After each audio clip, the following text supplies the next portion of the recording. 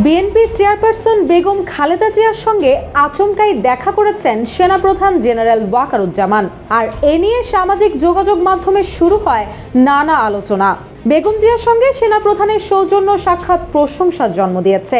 সামাজিক মাধ্যম থেকে শুরু করে রাজনৈতিক মহলে সেনাপ্রধানের এই উদ্যোগ ইতিবাচক হিসেবেই দেখছেন সবাই।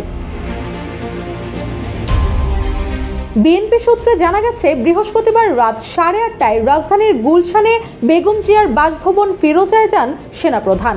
এ সময় বিএনপি চেয়ারপারসনের নিরাপত্তা উপদেষ্টা মেজর জেনারেল ফজলে এলাহি আকবর সেনাপ্রধানকে স্বাগত জানান। সাক্ষাতের সময় তিনি খালেদা জিয়ার সঙ্গেই ছিলেন, আর সেনাপ্রধানের সঙ্গে ছিলেন স্ত্রী বেগম সারহানাজ কমলিকা। ফজলে এলাহি আকবরের বরাত দিয়ে বিএনপি মিডিয়া সেলের সদস্য সাইরুল কবির খান গণমাধ্যমকে এ তথ্য জানিয়েছেন। তিনি জানান, সাক্ষাতের সময় বেগম খালেদা জিয়ার স্বাস্থ্যের খোঁজ খবর নেন সেনাপ্রধান।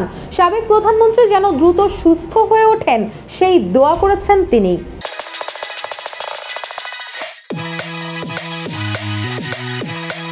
প্রায় 40 মিনিট পর তারা ফিরোজা ভিলা ত্যাগ করেন।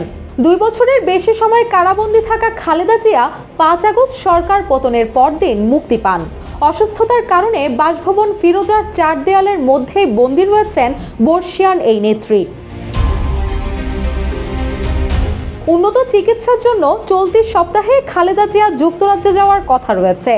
দীর্ঘদিন ধরেই বেগম জিয়ার লিভার সিরোসিস, হৃদরোগ, ফুসফুস, আর্থ্রাইটিস, কিডনি, ডায়াবেটিক্স, চোখের সমস্যা সহ নানা রোগে ভুগছেন। লিভার সিরোসিসের রোগ নিরাময়ে উন্নত চিকিৎসার জন্য বেগম জিয়াকে বিদেশে নিয়ে যাওয়ার জন্য পরামর্শ দিয়েছেন তার জন্য গঠিত মেডিকেল বোর্ড। তবে উন্নত চিকিৎসার জন্য বহুল প্রতীক্ষিত লন্ডন সফরের আগে সেনাপ্রধানের সঙ্গে সাবেক প্রধানমন্ত্রীর এই সাক্ষাৎ রাজনৈতিক অঙ্গনে বিশেষ তাৎপর্য তৈরি করেছে।